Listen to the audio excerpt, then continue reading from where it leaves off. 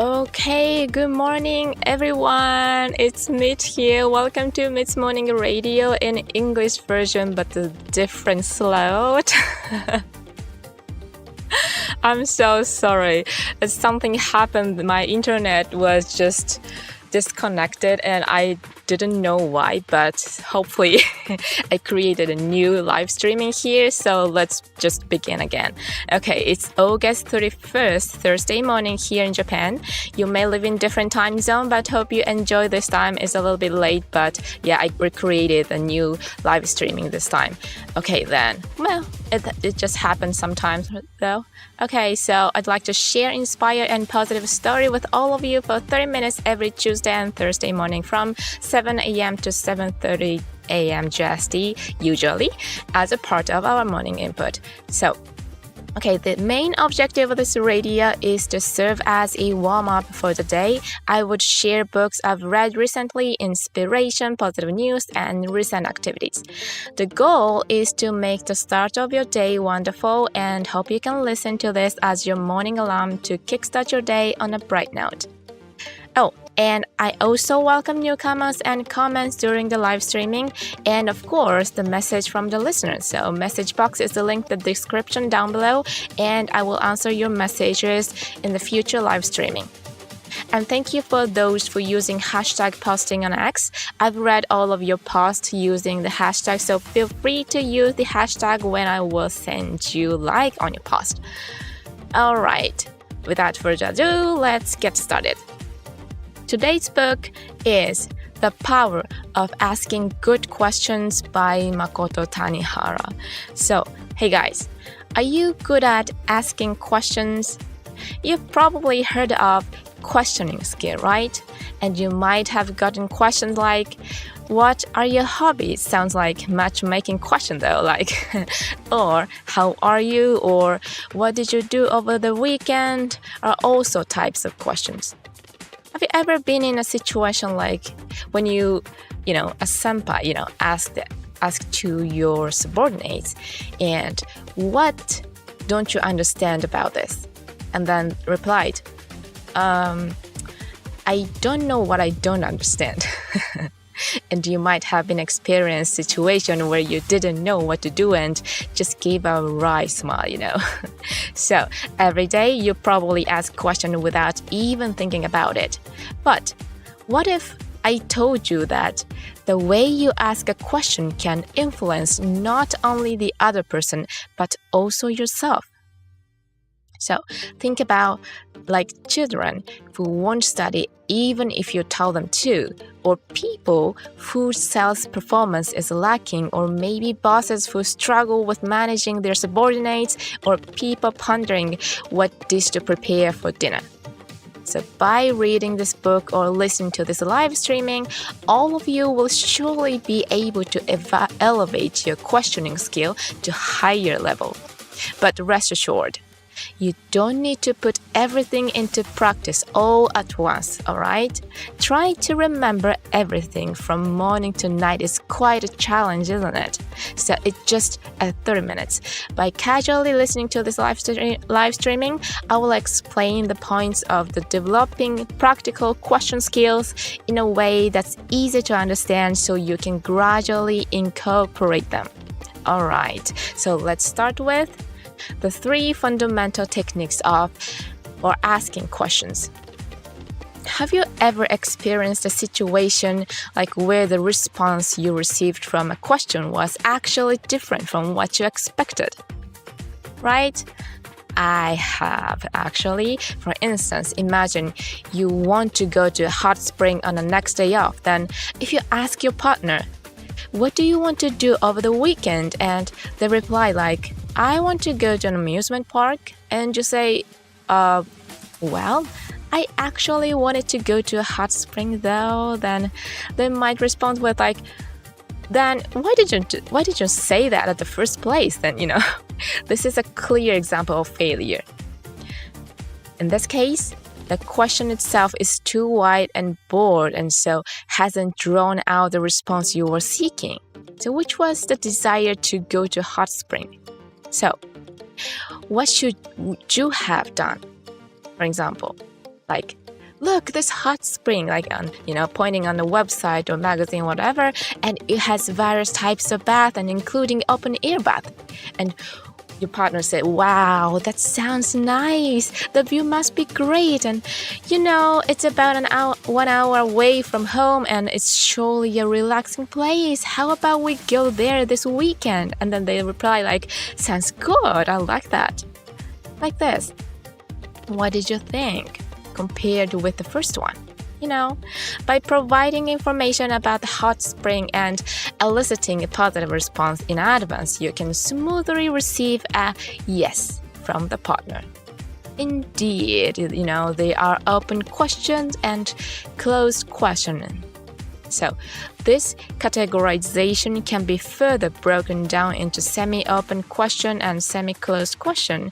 But in general, what is the open question? Is a question that allows the respondent to choose their answer freely. What do you think of this dish or something like that?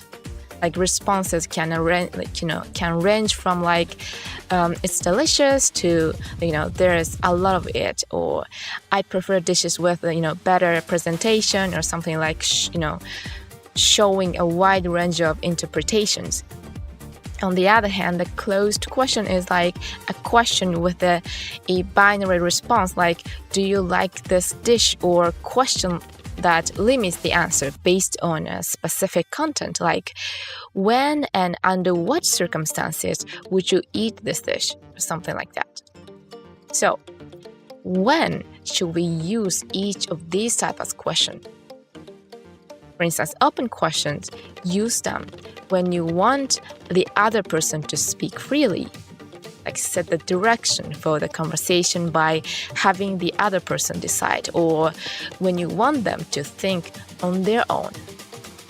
While the closed question, use them when you don't want unnecessary information and when you want to guide the conversation, or when you don't want the other person to think too freely. So, how about if you want to ask a question with fully detailed information? The answer is using 5W1H construction. Have you ever heard that? Maybe yes, right? So, what event are you going to? Or who are you going to the event with? And when will you be attending to the event?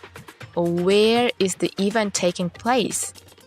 And why are you going to this event?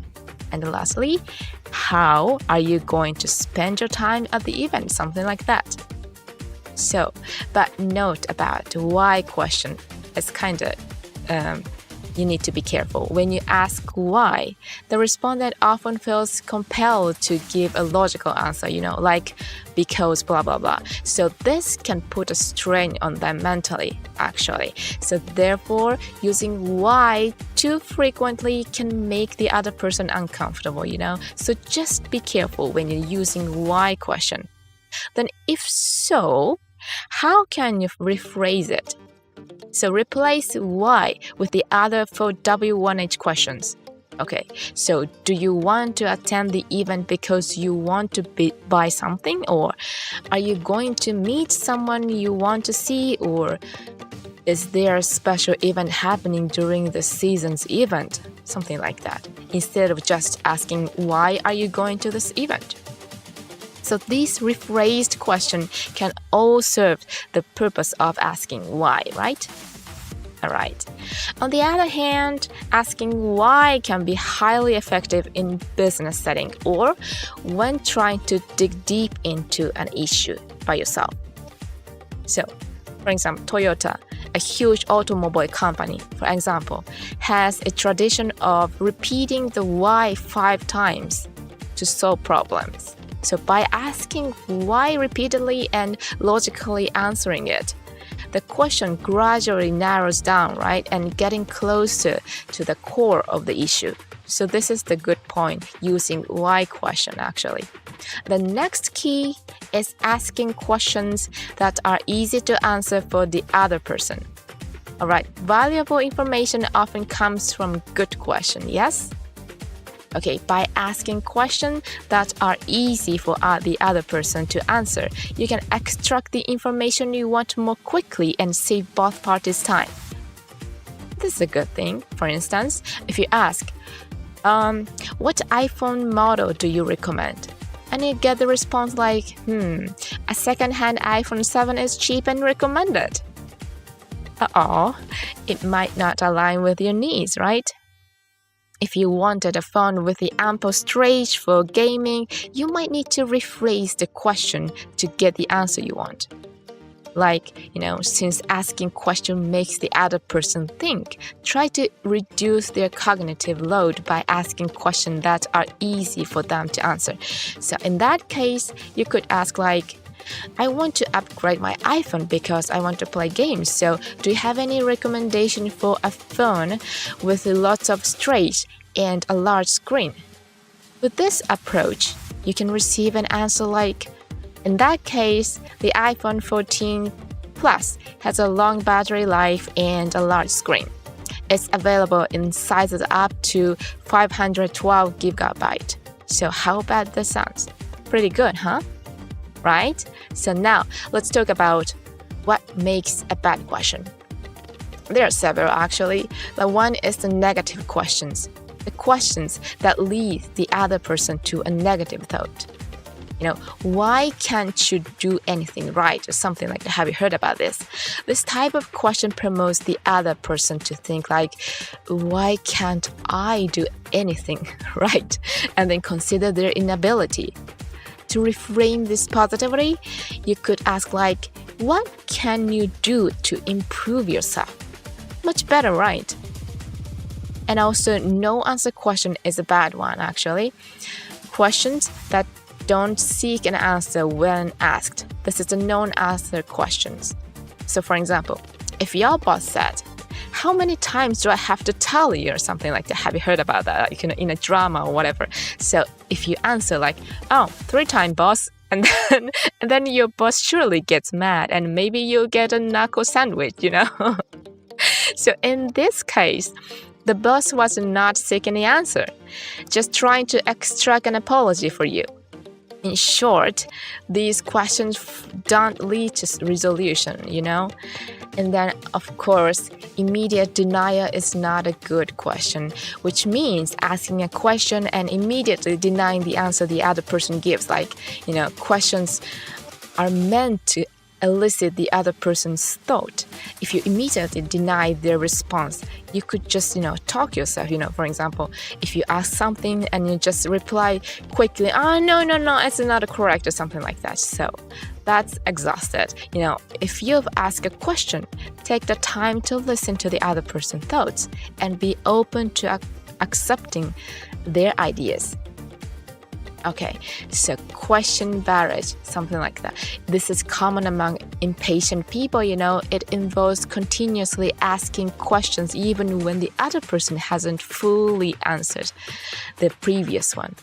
It's kind of immediately now, it's kind of similar to that. So, the speed at which someone responds to questions varies, If the other person seems to be struggling to answer, then considering changing the question to give them time to react. And then,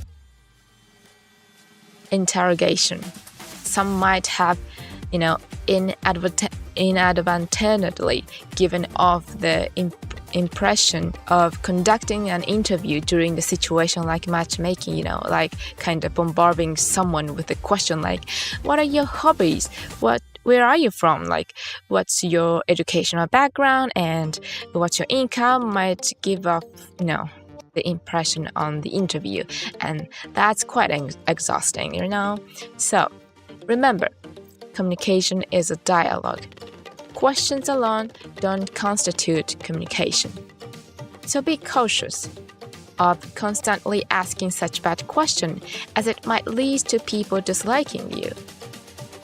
Now then, what are questions that make people like you instead? People want to answer questions from those they have favorable feeling toward. Okay, so here's Aristotle said it. Human beings, when they are in love and when they are hate, when they are angry and when they are calm. Perceive the same thing not in the same way as they appear to be, but rather as entirely different things or quite different. It is what Aristotle said. So for example, let's say I'm hosting a photography workshop, and during the Q&A session, someone asked a question like this. Yes, Mit, I dislike your photos. I don't understand them at all, and what's the intention behind this photo? And then someone else asked this question like, Oh, I love your photos, Mit. I'm glad I could attend today here. What's the intention behind this photo? Both questions have the same content, but they leave very different impressions, right? Which question would you want to answer? Of course, the latter one, right? People are happy to answer questions from someone they have favorable feeling for. So it's because they understand that there's interest and goodwill directed towards them. And surely, questions from someone with goodwill can elicit higher quality information, of course. So how can you make people like you? There's a sixth one they mentioned in the book. One is appearance. It's obvious, right? Improve your first impression. Make a clean appearance with a smile, which is good. And similarity is something like, oh, me too. Oh, I like this anime too, or something like that. It's kind of, sympathy among us. And then the third one is praise. Like, for example, oh, this bag looks so stylish. Where did you get it? And it sounds like, they mention like the bag is stylish, but also you feel like the bag is stylish, but also I'm the one who chose the stylish bag, so which means I'm also a stylish person. It's kind of, this kind of expression, self-esteem. This is a good one also. And then fifth one is collaboration, which means approach things together with a shared attitude. So if you were a salesperson, then, okay, so let's say I'll negotiate with my boss to get $1,000 discount. So if I succeed, can you make the purchase then? And there's something like that. And the last one is association. So creating an image associated with the external factors. For example, like using famous actors for the cosmetic endorsements to enhance the company or brand image, which comes into the association. So, the law of reciprocity is also the skill of questioning. And when someone is given something by another person, they tend to want to give something back in return. Have you heard about this? A lot of reciprocity. So New Year's card, birthday present are a good example, The same applies to questions. People tend to respond with goodwill to goodwill and with negativity to negativity. So it's quite important to ask questions with genuine interest in the other person. By doing so, the person will be more willing to answer your question. When engaging in communication, make the other person the center of the conversation. This is quite crucial. So, make your attitude like, I am interesting to you. So showing that attitude to them. Okay, then also, every conversation has its moment of excitement. Have you ever been in a conversation with a friend and you notice their enthusiasm rise, like making them more talkative? This is called the tipping point in a conversation. So, when does this appear? Think about it. It appears when the other person talks about things they are passionate about or interested in, or things that make them feel comfortable. So when this excitement arises, cleverly detect it and ask questions from there that allows the other person to answer comfortably. And of course, your questioning attitude has a significant impact on others. how would you feel if someone you're talking to is like looking at social media or not paying attention to your response? You will probably feel quite frustrated that they're not listening to you, right? Like, they're not listening or something like that. So, nod and affirmative responses is good for you. Now, give a person a sense of self-esteem sprout when they feel accepted. So, intonation in your affirmative response can also be effective, like or like like something like that. It's more, you need to use tone like and it's like, oh wow, or something like that. Kind of, affirmative response and nodding. It's like good. And also repetition provides a sense of security that you're being heard. Like, this is, it's a good day today, isn't it? Yeah, it is a good day, or something like that. And also confirmation and paraphrasing, like summarizing the conversation, like paraphrasing and confirming by saying, like, for example, so you mean this, blah, blah, blah, right? Kind of, this kind of thing. And also body language for sure. Like you direct your body towards the other person, like maintain eye contact is significant, as I said before. And silence. So don't interrupt the other person's response midway. Don't start talking about yourself midway, alright? So this is called stealing. Just be patient and listen their response until the end. Then the other person will be satisfied for you. Okay, so lastly, ask questions to change people. So think about it. When do people take action? There's two things it says. So to satisfy their self-esteem, like they take action for things they can be proud of, or like wanting to earn a lot of money, something like that. And also to avoid demanding their self-esteem, which is to prevent their reputation from dropping or to prevent their self-evaluation from decreasing. So when they feel like those two of them, then people take action. So ask question in the order of emotion to logic is the key, it says.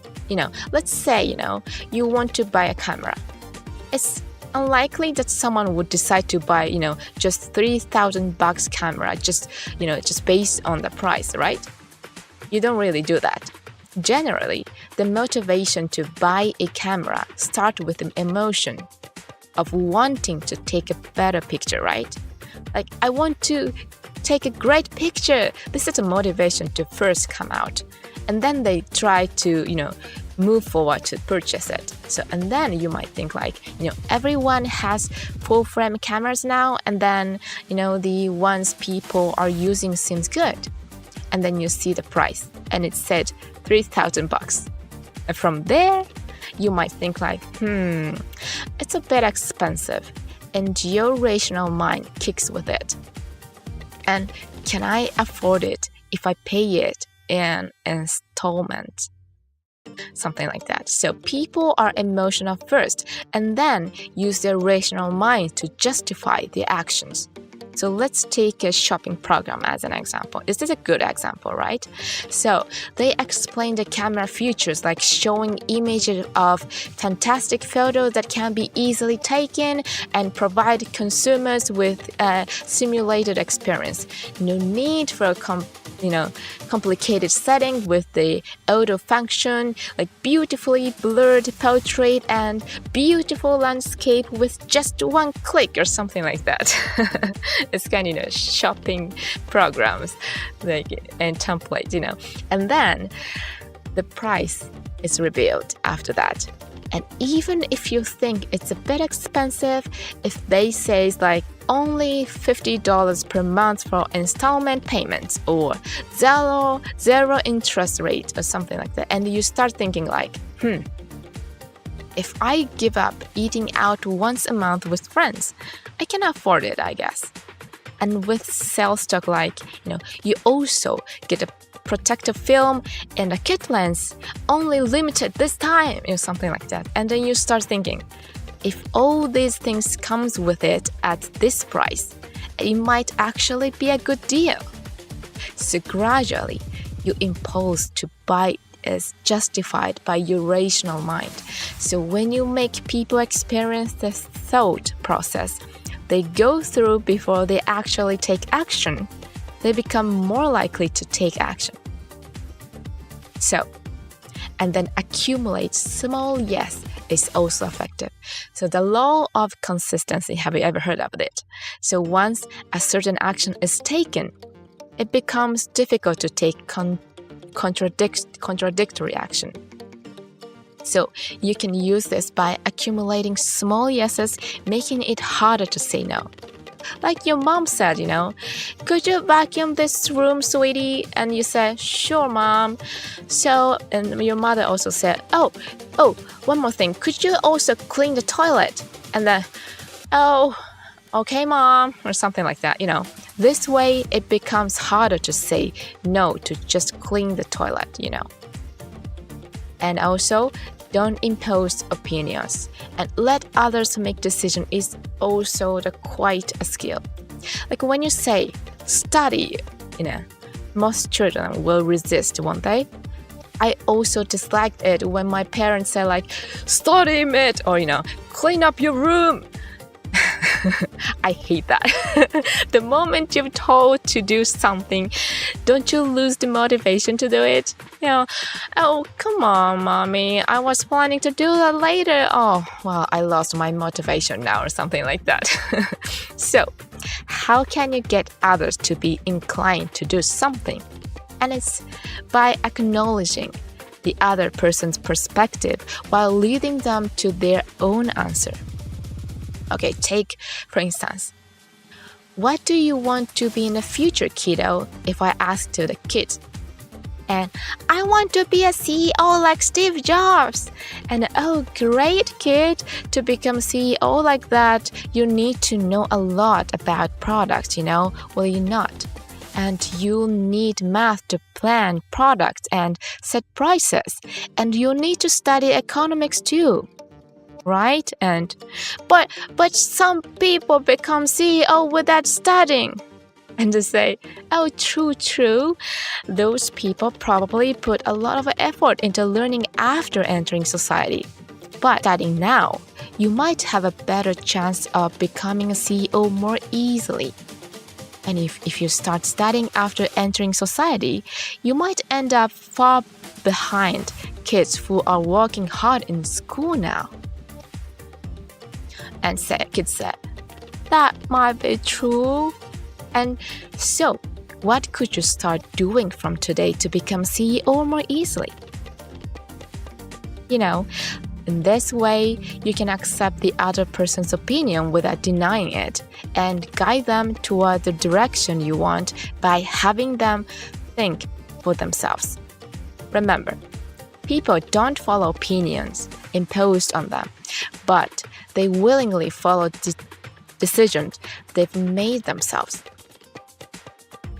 Right? So, last but not least, effective question to change yourself. So questions are not only for others.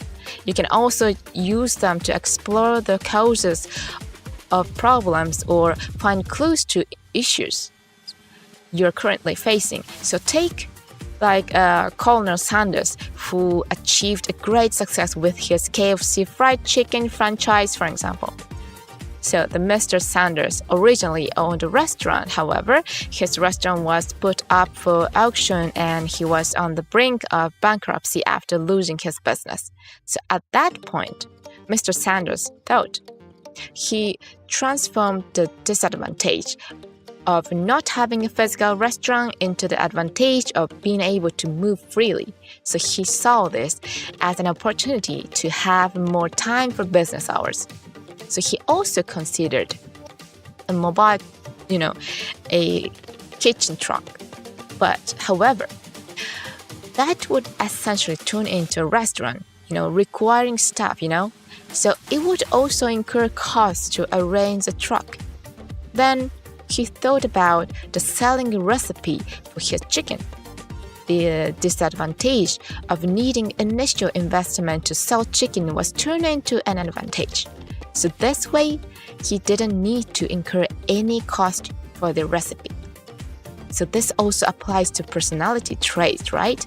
So a person who is shy and introverted might consider these traits as disadvantageous, but they could be seen as having the ability to accept others' opinions and being good at reading the rooms. So by asking yourself how you could think to turn your shortcomings into strength, you can apply this to yourself. Now everyone,Today, or better yet, right now, let's ask one question to your family, children, subordinate friends, and even yourself. Starting from this one question, your surrounding might change. Are you getting the responses you want? Are people responding the way you want them to? Alright, use good questions to attract the future you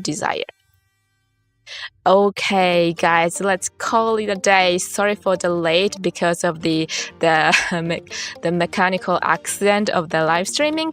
But yeah, if you enjoy my live streaming today, don't forget to subscribe to my channel and press the like button. Thank you very much for listening today. Well done, everyone. Have a wonderful day. Bye bye.